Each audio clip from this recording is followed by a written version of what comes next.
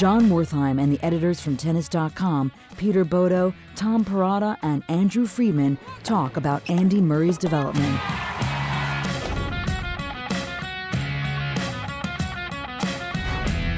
It was an interesting year for Andy Murray. He had this crowning achievement, this historic occasion. He wins Wimbledon, first British male in almost 80 years, but the rest of his year, not really up to his standards. Pete, where do you see Murray? He's ranked number 4 now. Where do you see him going from here? Well, all over the map, and as you say, early in the year, he was, he's very up and down. He's a very unreliable guy. The reason I think he's a little bit up and down is because I think there's still a lot of room for him to develop mentally.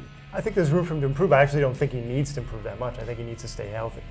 I think that's his biggest problem. He's had a back issue now a couple different times and had surgery. He's had different troubles with knees, nothing major, but he's going to just have to pick his spots more and try and stay healthy for long periods. And I think with the way the game's going and Federer, in older years and Nadal on his way out, maybe in a few years, there's plenty of room for him to win, even at the level he's at, if he can stay on the court.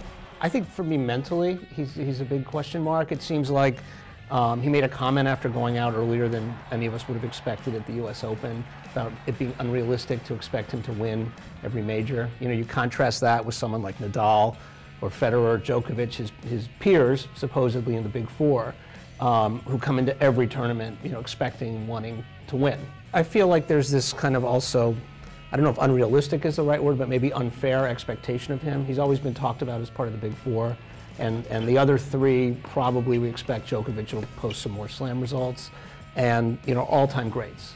Maybe he's not, but he's got 2 slams. 2 slams, an Olympic gold, and a whole mess of finals. He's just a Murray hater. I think also Federer, Nadal, Djokovic were all very charitable, almost philanthropic about including Murray in this conversation. Well, I always always wondered, right? I was wondering, do you think mud. is that strategic, is that tactical, or was that just sort of good form? Well, but the next 3 years that could really reverse, though, because he could really pick up a lot of steam in the next few years. If Djokovic gets a slight injury and Federer ages out of the game and Nadal gets injured again, all of a sudden he could be cleaning up.